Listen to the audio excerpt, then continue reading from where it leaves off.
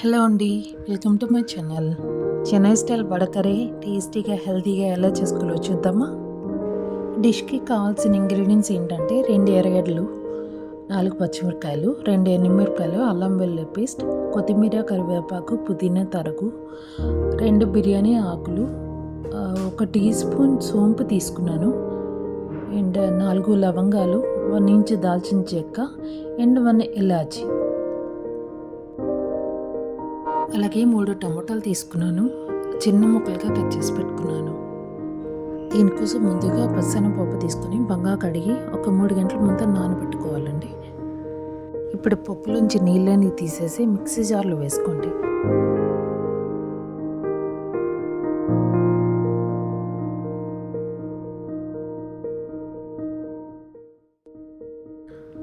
అందులోనే 2 ఎండుమిరపకాయలు తగినంత ఉప్పేసుకొని పేస్ట్ చేసుకోవాలి. మరీ మెత్తగా అవసరం లేదండి, అక్కడక్కడ పలుకులున్నా పర్వాలేదు. ఇప్పుడు ప్యాన్ పెట్టుకొని ఒక 2-3 స్పూన్స్ ఆయిల్ వేసుకొని దోశ వేసినట్టు పలుచగా నేర్పుకోవాలి. ఎంత పలుచగా వీలైతే అంత పలుచగా వేయండి. బాగా కలిందంటే కూర మంచి టేస్ట్గా ఉంటుంది.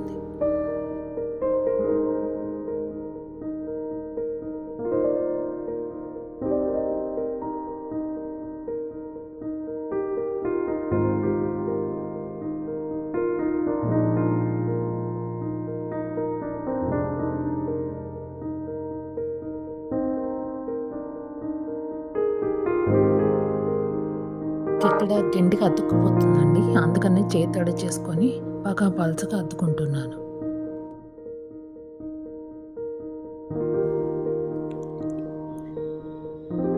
ఇక్కడ పైనుంచి ఒక 2-3 స్పూన్స్ ఆయిల్ వేసుకోండి, అప్పుడు బాగా కాలుతుంది.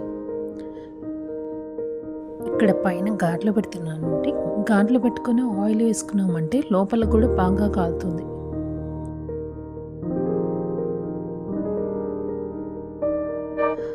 ఒకవైపు కాలాక ఇంకోవైపు తెరదిప్పించుకొని మంచిగా కాల్చుకోండి. మాడకుండా ఉండేటట్లు చూసుకోండి. మనం తిరగేసేటప్పుడు ముక్కలైనా పర్వాలేదండి, ఎందుకంటే ఇది చిన్న చిన్న ముక్కలు వేసి మన కూరలో వేస్తాం. కర్రీ చేసే ప్రాసెస్ ఏంటంటే ముందుగా కుక్కర్లో ఒక 3 స్పూన్స్ ఆయిల్ తీసుకుంటున్నానండి. ఆయిల్ వేడయ్యాక ఆవాలు, జీలకర్ర, ముందుగా తరిగి పెట్టుకున్న ఎర్రగడ్డలు వేసుకొని బాగా వేయించుకోవాలి. ఎర్రగడ్డలు ఎర్రగా వచ్చేదాకా వేయించక్కర్లేదండి, కొంచెం దూరగా వేయించుకుంటే చాలు.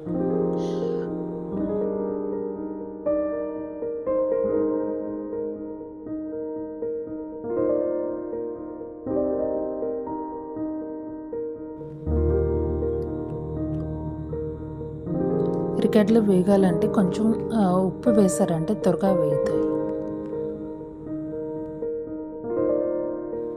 ఎర్రగడ్డలు కొంచెం వేగాయి అనిపించాక ముందుగా తరిగి పెట్టుకున్న పచ్చిమిరపకాయలు, బిర్యానీ ఆకు అండ్ సోంపు అవన్నీ ఉంటాయి కదండి, అవి వేసి బాగా వేయిస్తున్నాను.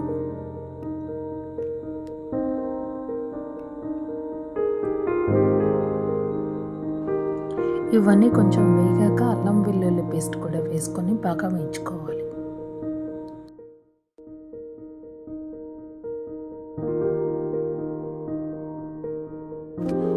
ఇప్పుడు ఎర్రగడ్డలు అవన్నీ బాగా వేగాయి అనుకున్నప్పుడు టమాటాలు కూడా వేసుకొని బాగా వేయించుకోవాలి.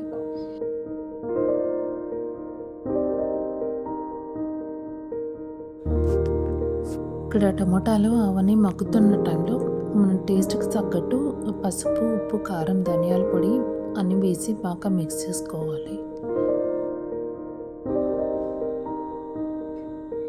ఇవన్నీ బాగా మగ్గాక మనం ముందుగా చల్లారబెట్టుకున్నాం కదండి దోస, అది బాగా పొడి పొడిగా చేసి అది కూడా వేసి మిక్స్ చేసుకోవాలి.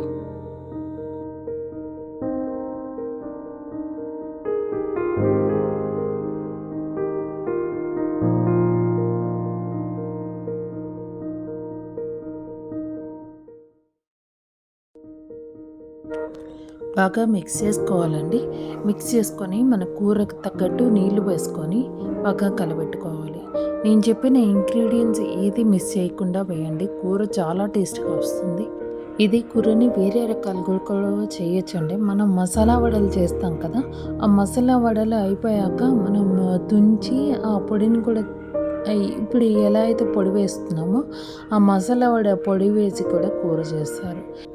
ఇంకొక పద్ధతి ఏంటంటే మనం మిక్సీకి పిండి పట్టుకున్నాం కదా, ఆ పిండిని వచ్చి మనం ఇడ్లీలు ఎలా అయితే పెడతామో ఆ ఇడ్లీలాగా ఆ పిండి కూడా ఆవిరికి ఉడకబెట్టుకొని అది కూడా పొడి పొడిగా చేసి ఇదే టైప్‌లో కూర చేసుకుంటారు.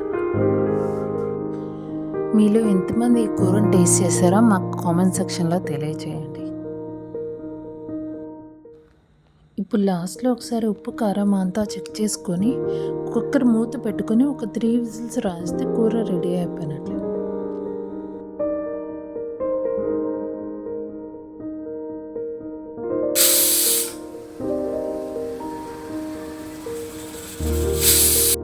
చూసారుగా, ఎంతో tasty and healthy vada curry ready అయిపోయింది.